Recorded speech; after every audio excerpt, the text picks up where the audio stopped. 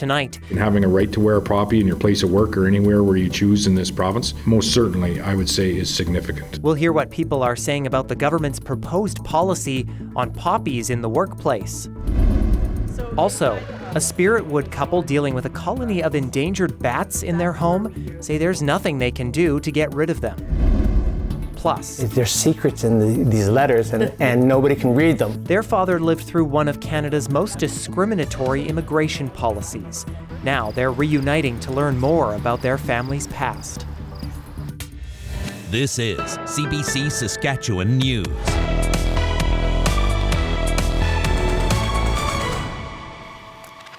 It is Thursday, October 26th, and the CBC Saskatchewan News starts right now.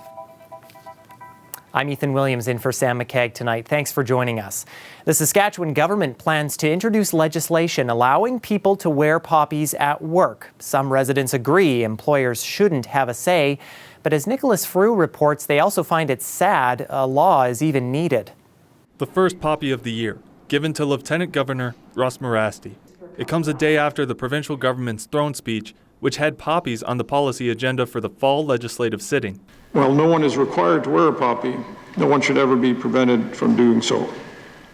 That is why my government will introduce the Saskatchewan Remembrance Observance Act to protect individuals' rights to wear a poppy in all Saskatchewan workplaces. The bill is expected to be introduced in the coming weeks. Premier Scott Moe says it was sparked after the government had received a couple of complaints that people weren't allowed to wear poppies at work. Moe says government workers were reportedly among those told to remove them, but he wouldn't disclose where they worked. Cliff Walker is a military veteran from Saskatchewan who served for 35 years. He was honored and surprised to receive the third poppy of this year's campaign. Walker says he supports the anticipated law. The people who served this country and who sacrificed, that was a permanent thing. And to say that I don't think that those people should be honored some way by not wearing the poppy would certainly not sit well with me. Some people support the government, but it seems for different reasons. My employer can't tell me what to do because I'm doing a different job, not advertising for somebody else. Whatever I wear is my opinion and my thoughts.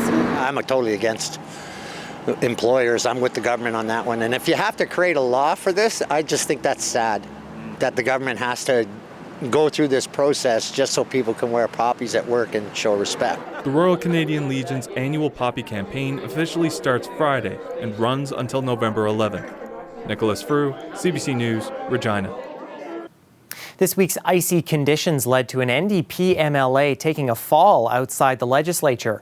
An ambulance was called yesterday for Betty Nippy Albright, but after a 90-minute wait, staff drove her to the hospital instead.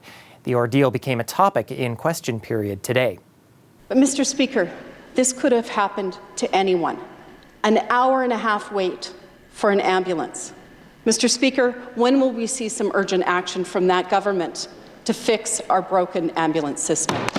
This past budget, of which the members opposite voted against, Mr. Speaker, was close to $10 million for for our ambulance care here in the province to add people, Mr. Speaker, to add EMS technicians, to add advanced care paramedics, Mr. Speaker, in our communities across the province. There's been 33 full-time equivalents that have been added to our rural ambulance care, 95 full-time equivalents, Mr. Speaker, added to what was last year's numbers, Mr. Speaker. That includes 24 and a half right here in the city of Regina, Mr. Speaker.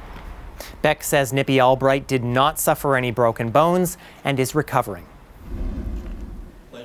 And before question period, Beck held a news conference to introduce her newest advisor, a former Crown Corporation president. Ron Stiles was most recently the head of SaskTel before retiring in 2017.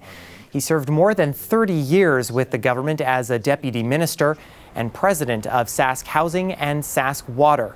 Stiles says he never had a membership for any party while working for the province, but he decided to come out of retirement because he doesn't like the current government's direction. Over the past 6 years, we've had a record of being the second last in Canada when it comes to GDP growth, second last in Canada when it comes to job creation. On the social side, we see more homelessness on the streets. We have very high rates of HIV, STDs, just about any social indicator that you want to look at. Those are the types of issues that have galvanized myself to join with the NDP team. Stiles will be the senior advisor to the NDP leader and the official opposition caucus. Justin Trudeau has announced his choice for the vacancy on the Supreme Court. The Prime Minister has nominated Mary Moreau, a French-speaking justice who has been serving as a judge in Alberta for almost 30 years. Before becoming a judge, she was a lawyer whose practice included constitutional and criminal law cases. Moreau, who is from Edmonton, has also served on the Supreme Court of Yukon and the Northwest Territories. She replaces Judge Russell Brown, who resigned in June following a claim of misconduct at a U.S. resort that he denies. At least 18 are dead, 13 others wounded in Lewiston, Maine, after mass shootings at a restaurant and a bowling alley last night. All Maine people are sharing in the sorrow of the families who lost loved ones last night. Loved ones, normal people who were killed or injured while unwinding from a day of work or while spending time with their family and friends, socializing. A massive search is underway for the 40-year-old suspect across multiple states. Authorities are urging Lewiston residents to stay indoors while schools and grocery stores remain closed. Police say Robert Card is a U.S. Army reservist and trained firearms instructor. Canadian border agents are also on alert against any possible attempt by Card to enter the country illegally. President Joe Biden has ordered flags to be lowered in honor of the victims of the latest mass shooting in the U.S. Well, Halloween may be next week, but for one Spiritwood couple, their house feels like Halloween year-round. A number of bats have made themselves at home in their roof, but they're far from welcome. And as Pratoush Dayal reports, there's almost nothing the couple can do about the problem. So inside the house, this large beam that runs, that's where we hear them. Kelly and Rochelle Swan have been trying to make this house they bought 2 years ago their home.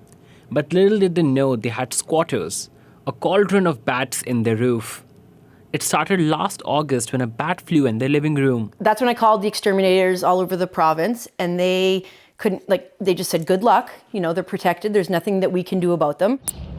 The Ministry of Environment says the bats are listed as endangered species. This University of Regina professor has studied bats for 40 years and says they are in trouble due to a disease called white nose syndrome. It interferes with this species' ability to hibernate.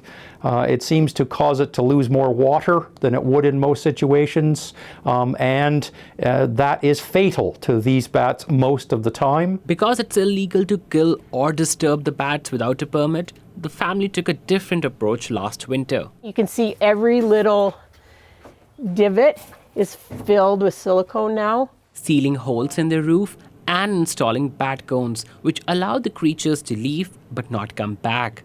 But in the spring, they found another bat in the kitchen aquarium and 6 more in a mouse trap. So the family has had to take health precautions as well, getting regular rabies shots. They've also reached out to the government for help, but that hasn't solved anything. The federal government has protected the species, but we're not protected.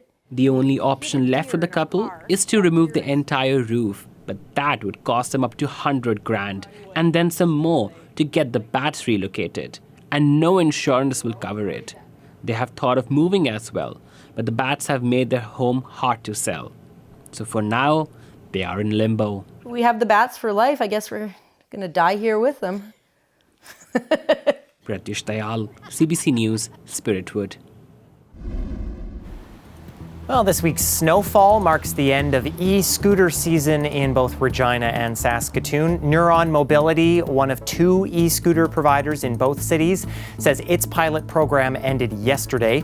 Neuron says riders racked up more than 400,000 kilometers on its scooters, and about 38 tons of CO2 emissions were eliminated between both cities as a result. The city of Regina has also taken public feedback about the program. It'll use that to make adjustments as needed for next season. Stay with us. Meteorologist John Sauter has your forecast when we come back.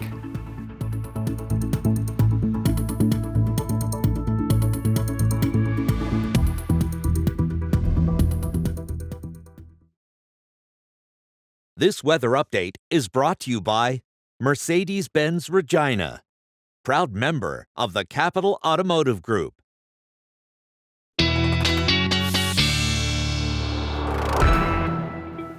Well, even with just a bit of wind today, that cold is pretty biting now that snow is on the ground. Meteorologist John Sauter joins us to let us know if we'll ever see a warm-up at this point. Hi, John.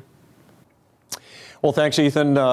Before we get into the weather here, I was thinking about how quickly things have changed in the last week. A week ago today, Regina's temperature was 22 degrees, and now we've got snow on the ground, and we've got temperatures that started today at minus 13, and this afternoon only around minus 6, minus 7. Yeah, it has certainly turned to what looks a lot more like winter in a hurry. We still have some snow on radar south of the international border. A lot of this is moving up into southern Manitoba, but may catch the southeastern corner of the province, areas like Estevan, and then off into Manitoba, with areas along the international border picking up another 10 to 20 centimeters. That would be out to the east. I think it'll be closer to 4 or 5 centimeters for Estevan, and maybe 2 or 3 in areas back to the west. You can see that system on Futurecast just catching the corner of our province. What's left behind is just a very cloudy Friday and a northwesterly flow that just won't give up over the next couple of days. And we can see these little spots of gray and white. And if I put this in motion, you can see that through the afternoon. This is about a 30% chance of a flurry on and off. Not really a snowy day, but certainly a cloudy day. Then as we head into Saturday, you may start to see a few sunny breaks, but you'll also see a few little snow flurries around on Saturday. And again, that persistent northwest flow that will continue through Friday and Saturday. So estimated amounts in the next 24 hours are right up to about 4 p.m. Friday anyway. About 7 in Estevan, maybe 1 to 2 centimeters here.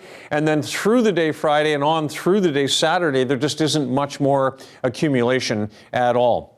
So tonight's forecast then for the region, we've got periods of light snow tonight alone, 2 to 4 centimeters in Estevan, and temperatures that are much, much colder than they should be. Just a chance of flurries out in the west. Saskatoon cloudy and minus 9. Off to the north, we're looking at 2 centimeters in flurries, not all at once, but on and off in Uranium City, and just a chance of flurries in La Ronge.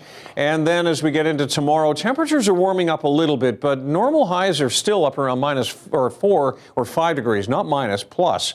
But we will see a few sunny breaks, but it's a generally cloudy sky through the region in the southwest and into southeastern Saskatchewan as well. This chance of flurries in Regina is only about 30%, and we'll have a sun-cloud mix in Estevan. Now, temperatures certainly cooler than they should be, and there's not much here that says melting to me before Halloween. The kids heading out to trick-or-treat at about 6 in the evening would be at about a minus 5 or minus 6 degrees on Halloween, so likely snow on the ground for Halloween. Saskatoon, a little bit warmer, up to 0 on Sunday, and then as we get into Halloween, maybe a little more comfortable with an afternoon temperature of minus 1. Ethan? All right, thank you, John. Are you an entertainer, Mrs. Baker? Yes. Regina's Mary Bonnie Baker is the star of this new Heritage Minute from Historica Canada. The all-star catcher played in the All-American Girls Professional Baseball League in the 1940s and 50s. She was also the first female sportscaster in Canada following her playing career, working for Regina's CKRM Radio. Filming for this Heritage Minute took place in Ogama this summer. Stay with us. We're back after the break.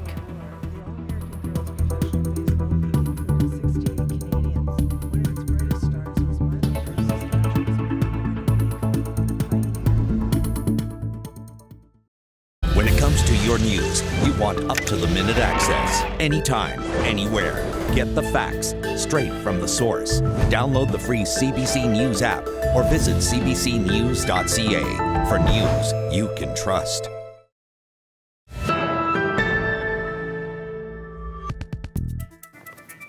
Welcome back. This year marks the 100th anniversary of the implementation of the Chinese Exclusion Act. It was one of Canada's most discriminatory immigration policies. George Wong was one of thousands of Chinese people who lived through it, and this summer his children returned to Saskatchewan to embark on a journey to find out more about their family history and how this policy shaped it. Florence Huang brings us their story. It didn't drive me crazy, but I thought about it a lot, and I just there's secrets in these letters, and nobody can read them. It's been 15 years since these siblings have all been in the same room together, and we've just delivered some shocking information. Lily, Filler, Dorothy, and Riches grew up in Regina, the children of Chinese immigrants. Now they're in their 60s and 70s, and they've come back to learn how, despite the odds, their parents built a life here, something they were always tight-lipped about. I remember my mom saying, this drawer has all important papers, and it was just this drawer. So, you're curious as a kid, like, what's in here? The siblings didn't know a lot about their dad's life before he moved to Regina. In 1913, George Hong Su Wong hopped on the Empress of Asia in Hong Kong and headed to Vancouver. He was just 17 years old. When George landed, he was slapped with a head tax. An estimated 81,000 Chinese immigrants had to pay this discriminatory fee to get into Canada. Starting at $50 in 1885, it cost $500 by the time George arrived. That's $15,000 in today's dollars. I know the way Dad felt about China, communist China. So I think he would have done almost anything to come to Canada. And I think he probably did. After welcoming laborers to build the Canadian Pacific Railway, the Canadian government decided it wanted to discourage further Chinese immigration. So it introduced the head tax, which wasn't repealed until July 1st, 1923. That same day, the Exclusion Act was introduced. It nearly entirely restricted Chinese immigration and prevented many Chinese people already here from obtaining Canadian citizenship. To talk about the devastating impact of exclusion on Chinese communities and Chinese families is to think about the incredible isolation and loneliness that these communities experienced as a result of exclusion. We couldn't find much about the first few decades George spent in Canada, but we know that by the late 1940s, he had settled in Gull Lake. It's a small community 300 kilometers west of Regina. George's son, Filler, remembers visiting the town with his dad to place a headstone at the cemetery. He'd always been curious who it was for, so we took him and his siblings to Gull Lake. Older than 63 is like the 20s or 30s. Okay. We weren't able to find the grave, but we did track down the spot where George's Cafe, United Nations, used to stand, and met with someone who knew their father. Bernard Kerwin was a regular there. I was the only daily newspaper carrier, and so I covered the whole town, and it had about 60 or 70 customers, regular customers, and it was a daily, 6 days a week, and I had to drop one off at George's Cafe. A book about the town describes George as an avid hockey fan who drove the local teams to games. Bernard remembers his generosity. It was not uncommon for him to, when the teams came back to town, he would open up his cafe after hours and have a meal. It usually be bacon and eggs and toast and coffee and that kind of thing. Very outgoing. Quite a character, actually. This is the original. I'm pretty sure that's the original. This is the business the Wong siblings remember. Back then, it was called Modern Grocery. It was one of the businesses George opened after moving to Regina in 1954. He ran it alongside his new wife, Nellie Yu Oi. When the Exclusion Act was repealed in 1947, George was able to travel back to China to get married. The family of 7 lived upstairs. It's still a Chinese-owned business, and the current owner was kind enough to show us around. Do you remember this? Yeah. I remember this. Like crazy. This is insane. That's the original medicine cabinet. Yes, right? the original medicine cabinet. George and Nellie sent some of the money they earned overseas. It led to disagreements for the couple, though the kids never quite understood why. So he was sending money to his side, and then my mom says, well, you need to send the same amount to her side. You know, even when my father passed, there were these lists of people, and I'm like, who are these people? Like, I had no idea. George passed away in 1984 at the age of 88. 2 decades later, his wife Nellie was one of 785 Chinese Canadians who received $20,000 in compensation from the Harper government for the head tax. Today's apology will not erase the painful memories for which these past measures are responsible, but it will allow for the healing process to begin. Nellie continued to be haunted by her own past, something her children didn't fully understand until we translated those important papers she had stowed away in a drawer. They were addressing your mom's family. She had 3 children before she met your dad. She was widowed. And the interview questions were as if they were instructing the 2 boys, which they wanted to immigrate to Canada, how to answer interviews with somebody from immigration. The 5th Wong sibling, Pearl, wasn't able to visit Regina, but she joined us by video conference, and it didn't take her long to connect the dots. She had cared for her mom in her later years. Suddenly, Nellie's erratic behavior makes more sense. Those are the 2 boys she was talking about, because when I had her in Calgary and she had to get hospitalized, she was looking for 2 boys and they didn't know. It's okay, Pearl. It's okay, baby. They were calling her from the other side to go. We're unsure whether Nellie's sons ever made it to Saskatchewan. Among the documents are hospital services plan cards for the province from 1959 and 1960 that list the boys' names. That's the same time period they were corresponding with their mother and George.